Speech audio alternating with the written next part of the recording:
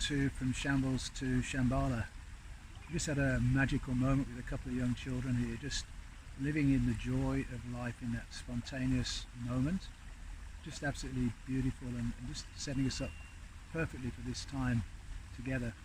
We are in the last few days of October, and this is the time that we all incarnated for.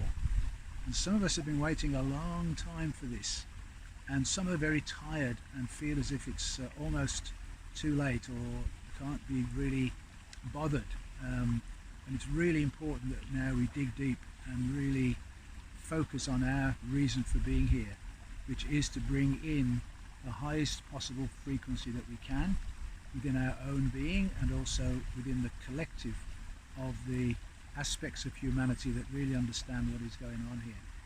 And we've had some unprecedented support coming from on high, from the celestial realms, from the galactic core, and also from Mother Earth herself.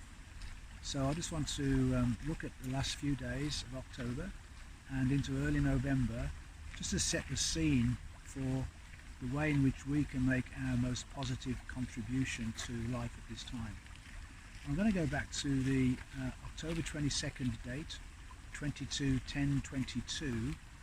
We have this wonderful planetary alignment between the Sun and Venus as viewed from the Earth. There's a 5-8 ratio between the Earth's rotation and the Venus rotation around the Sun, and what that leads to is every 8 years the Sun and Venus come into a perfect conjunction 5 times, and in that conjunction they form a perfect 5-pointed star.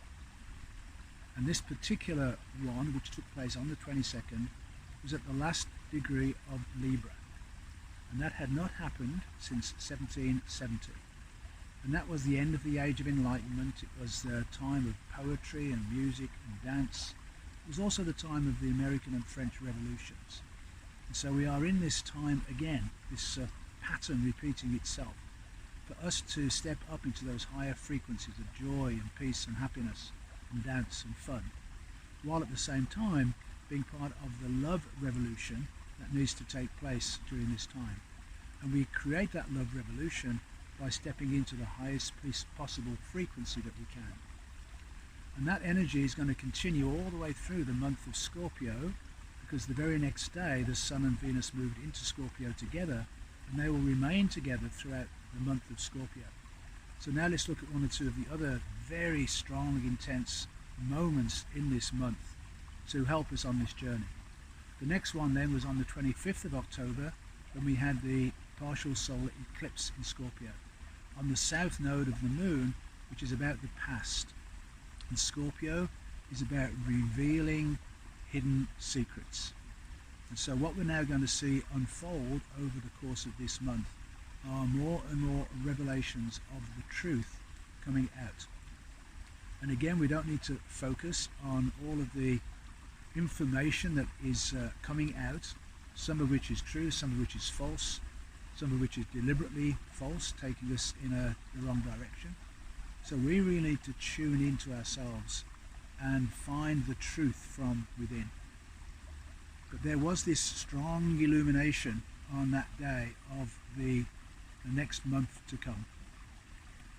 And then from there we move into the total lunar eclipse on November the 8th. Now this total lunar eclipse, where you've got the moon and the sun opposite each other, again are very powerful energies, because there are planetary influences occurring in both positions.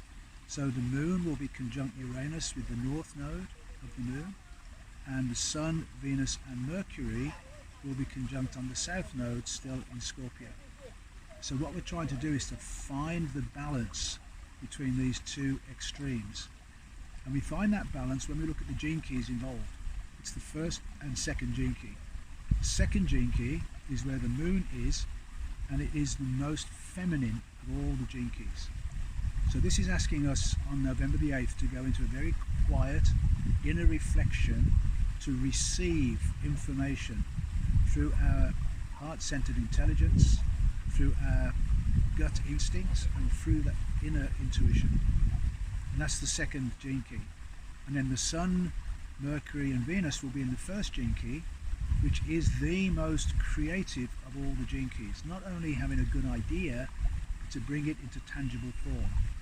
So if we can link these two together, allowing ourselves to receive information from on high, from the higher spiritual realms, and then put it into some form of creative expression.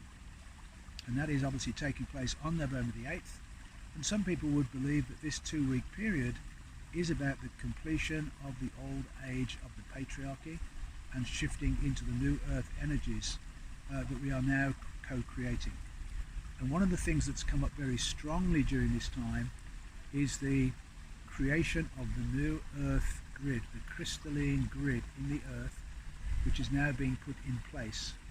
We can play our own specific role by going to any part of our own local landscape, wherever you are in the world, and connecting deeply with Mother Earth and enlivening and activating the land where you are. I'm in this absolutely beautiful spot here in Victoria, right in this Japanese garden where we've got the trees changing colour in the fall. We've got this beautiful little stream trickling by, and where we go to just completely relax, connect deeply with Mother Earth and come into alignment and attunement with her to activate the crystalline grids. And when we all do that all over the planet, then it all becomes one magnificent crystalline grid of light. And then the next one I think we should pay attention to always is the 1111. This is an open gateway portal that takes place every year at that time. And it happens in the 43rd gene key. And the 43rd gene key is the gene key of the Epiphany. So again, when we can go into a very quiet, still place, listen deeply within our hearts, then we can receive an epiphany. And that epiphany is a sudden and unexpected, shocking knowing of the truth. And it comes through the heart, and it is just a deep and profound knowing. And then once we get that information, once we get that knowing, then we need to follow that. It's the most important insight that we're going to get. And so this month of Scorpio is very intense, very high frequency. And so when you take the time to go out into nature, spend time in the stillness, connecting deeply with her, this is the best possible way that we can raise our frequency. So with all the turbulence going on in the world at the moment and all the different narratives taking place, it's so important for us to stay in our own process, stay calm and centered as all this is going on around us, and then really holding to the absolute truth that this is going to work out in a highly positive way. And the earth is going to shift into this beautiful age of Aquarius in the 5th dimensional energies, in unconditional love, kindness and mutual support for each other. So I really invite you to hold to that knowing as we navigate through these very deep, intense times, knowing that you incarnated now for this very purpose, and now it's time to be really on song in your best possible way to carry yourself through this really, really significant time. And I really wish you well for this month, as it could well be the turning point in what is taking place in the world today. Many blessings.